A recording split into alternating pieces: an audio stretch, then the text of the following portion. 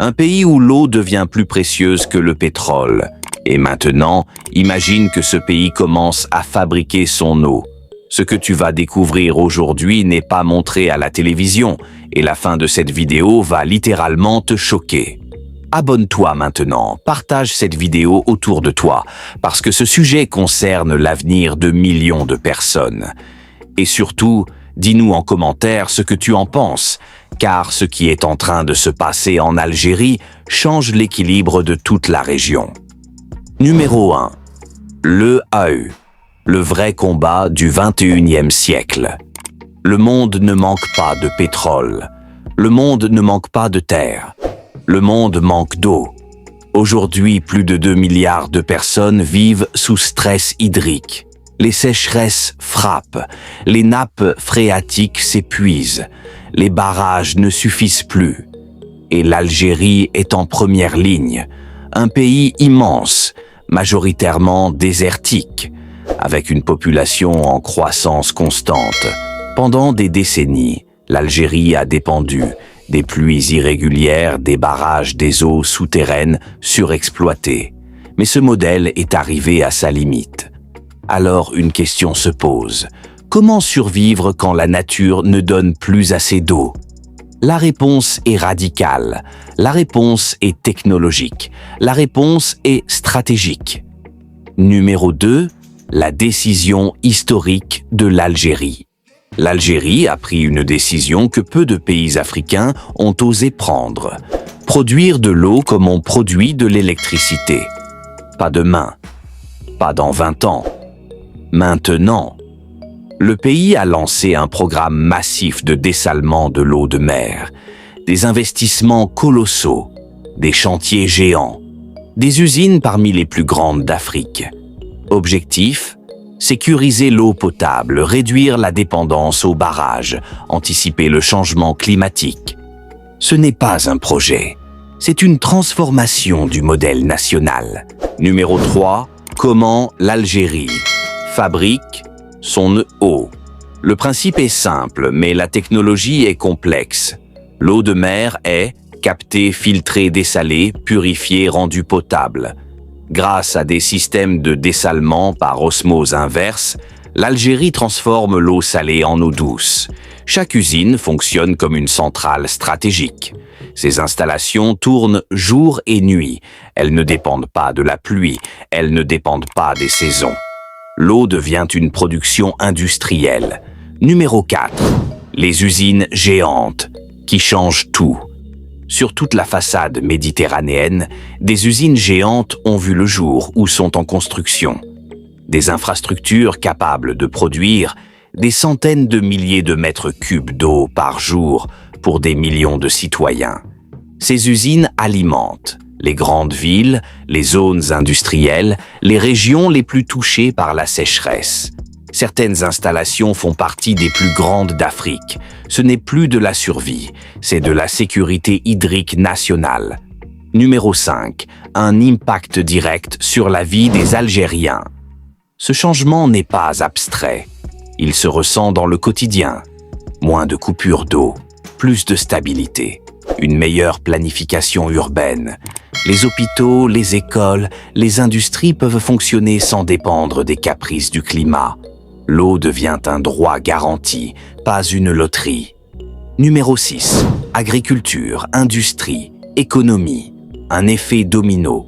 Quand l'eau est sécurisée, l'agriculture peut se développer, l'industrie peut investir, les villes peuvent s'étendre. L'Algérie prépare le terrain pour l'agro-industrie, les méga-projets, l'autosuffisance alimentaire. Sans eau, aucun développement n'est possible. Avec l'eau, tout devient envisageable. Numéro 7. Le côte, les défis, la face cachée. Mais rien n'est magique. Le dessalement coûte cher. Il consomme beaucoup d'énergie. Il pose des défis environnementaux. L'Algérie doit optimiser les coûts, utiliser plus d'énergie renouvelable, gérer les rejets salins. Ce n'est pas un choix facile, mais c'est le prix de l'indépendance hydrique. Numéro 8. Pourquoi? Ce que tu viens de voir est historique. Très peu de pays africains produisent leur eau à cette échelle, encore moins l'anticipent sur le long terme. L'Algérie ne réagit pas à une crise, elle anticipe le futur. Dans un monde où l'eau deviendra une arme géopolitique, ce choix change tout. Numéro 9. L'Algérie face au changement climatique. Le changement climatique n'est plus une théorie, c'est une réalité brutale. Les précipitations deviennent imprévisibles, les périodes de sécheresse s'allongent, les températures augmentent. Dans certaines régions, les barrages se vident plus vite qu'ils ne se remplissent. Les nappes phréatiques, exploitées pendant des décennies, atteignent leurs limites. Beaucoup de pays subissent. L'Algérie a décidé d'agir. Le dessalement n'est pas une option de confort, c'est une réponse directe à un futur plus sec. Pendant longtemps, les barrages ont été la colonne vertébrale de l'approvisionnement en eau. Mais aujourd'hui, les pluies sont irrégulières, l'évaporation augmente, les sédiments réduisent leur capacité. Un barrage vide, c'est une ville en stress hydrique. Une usine de dessalement, elle, ne dépend que de la mer. Et la mer Méditerranée est là, immense, permanente. C'est ce changement de logique qui marque une rupture historique. Ce que fait l'Algérie n'est pas improvisé. Il existe une vision à long terme, une planification étatique, une volonté de souveraineté. L'eau devient une question de sécurité nationale, comme l'énergie, comme l'alimentation. Chaque nouvelle usine réduit un risque. Chaque mètre cube produit renforce l'indépendance. L'Algérie ne veut plus dépendre du hasard. Derrière ces usines géantes, il y a des ingénieurs, des techniciens, des opérateurs algériens. La maîtrise technologique progresse.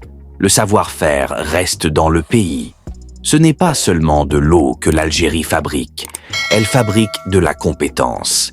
Et ça, c'est un investissement invisible, mais crucial. Numéro 10. Dessalement et énergie. Le défi majeur. Dessaler l'eau demande beaucoup d'énergie. Et là se pose une question stratégique. Comment produire de l'eau sans exploser les coûts énergétiques? La réponse se dessine: optimisation des technologies, réduction de la consommation électrique, intégration progressive des énergies renouvelables, solaire, éolien, hybridation énergétique. L'eau et l'énergie deviennent liées. Beaucoup de pays africains font face aux mêmes problèmes.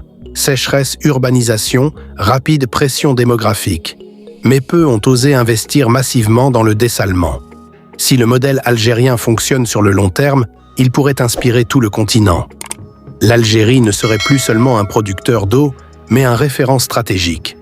L'eau a toujours été source de conflits. Hier entre villages, aujourd'hui entre États. Dans le futur, les tensions ne porteront pas sur le pétrole, mais sur l'accès à l'eau potable. En sécurisant sa production, l'Algérie réduit un risque géopolitique majeur. Ce choix est silencieux, mais extrêmement puissant. Quand l'eau est garantie, les projets explosent. Nouvelles zones industrielles, extensions urbaines, méga-projets structurants. Sans eau, tout est bloqué. Avec l'eau, tout devient possible. Le dessalement est le socle invisible de l'avenir. À l'international, ce que fait l'Algérie est observé. Des experts, des institutions, des pays voisins. Car produire de l'eau à grande échelle, dans un contexte climatique difficile, c'est un test grandeur nature. Et ce test est en cours. Imagine un instant que ces usines n'existent pas. Des coupures permanentes, une pression sociale énorme, des villes paralysées. L'investissement paraît lourd aujourd'hui, mais le coût de l'inaction aurait été catastrophique. 10 mois continus, et je poursuis avec encore plus de profondeur, des angles plus choquants et la fin ultra puissante qui va marquer les esprits.